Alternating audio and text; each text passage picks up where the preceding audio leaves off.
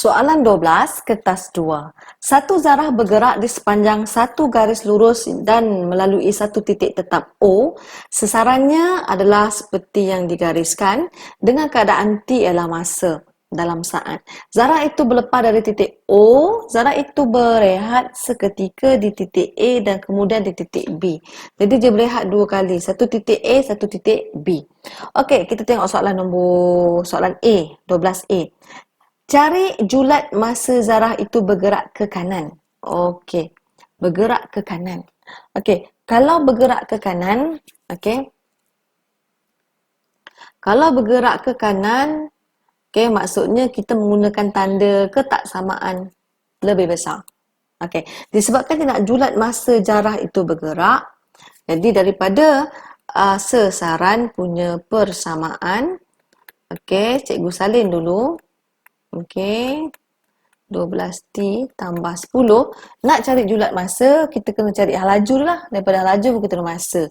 Jadi nak cari hal laju, V maksudnya kita differentiate. Okay, maksudnya 3 darab ke depan. 3T kuasa 2. Okay, lepas tu negatif 15 per 2 darab 2, kita dapat negatif 15T. Lepas tu tambah dengan 12. Begitu. Okay. Integrate pula. Kita differentiate. Differentiate. Kita bezakan. Jadi bila masa kita nak tahu ni apakah julatnya? Okey, bererti V lebih besar daripada kosong. Jadi kita ambil V tadi, 3T kuasa 2 tolak 15T tambah 12 lebih besar daripada kosong. Kalau macam ni, cikgu suka kecilkan, kita bahagi 3, kita akan dapat T kuasa 2 tolak 5T tambah 4 lebih besar daripada kosong. Jadi daripada sini kita boleh faktorkan. Okey, jangan lupalah macam mana kita nak faktorkan. Okey, tolak-tolak. Jadi kita akan dapat T sama dengan 1, T sama dengan 4. Okey, untuk pengetahuan kamu, ini bukan jawapan. Ini panduan. Sebab apa? Sekarang kita nak julat. Mesti ada tanda inequalities. Okey, tanda ketaksamaan. Okey, disebabkan A kita sini positif, graf saya senyum. Okay, yang kecil berada di kiri, satu yang besar berada di kanan, 4. Kita fokus kepada tanda lebih besar. Kalau lebih besar, kita lorek atas. Okay, bermaksud T kita di dua bahagian ini. Okay, kamu jangan lupa. Okay, saya teruskan sikit. Sebelum satu ni kosong. Okay, T ni mana ada negatif? Okay, T tak ada negatif. Kalau T tak ada negatif bermaksud jawapan yang pertama di sini T kita berada di antara satu, berada di antara 1 dan berada di antara kosong. Di sini untuk jawapan yang kedua di sini di mana T melebihi 4. Ke kanan lah lebih daripada 4. Jadi kita berjaya mendapat julat masa. Good. Seterusnya kita tengok B.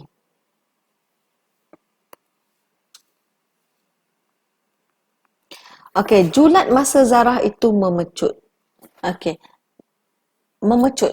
Apakah simbol ataupun keyword bila zarah itu memecut? Keywordnya adalah A sama dengan kosong. Jadi kita kena ada A adalah pecutan. Jadi daripada nak dapatkan pecutan adalah daripada persamaan hal laju kita ni, kita kena bezakan. Kita akan dapat pecutan sama dengan 3T square akan jadi 6T. Negatif 15T akan dapat negatif 15. Lepas tu 15T. So, lepas itu, disebabkan A sama dengan kosong, kita buat sama dengan kosong. 6T sama dengan 15. T sama dengan 15 per 6 bermaksud 5 per 3. 5 per 3 pula. 5 per 2. 5 per 2.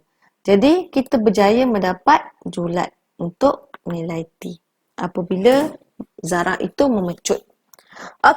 Kita tengok soalan yang terakhir, C. Soalan C. jarak di antara titik A dan titik B. Okey, sekarang kita nak cari titik A ke titik B. Okey, macam mana kita nak buat? Okey, jadi sekarang kita menggunakan rumus sesaran. Okey, cikgu tulis balik supaya nampak di sini di mana sesaran kita.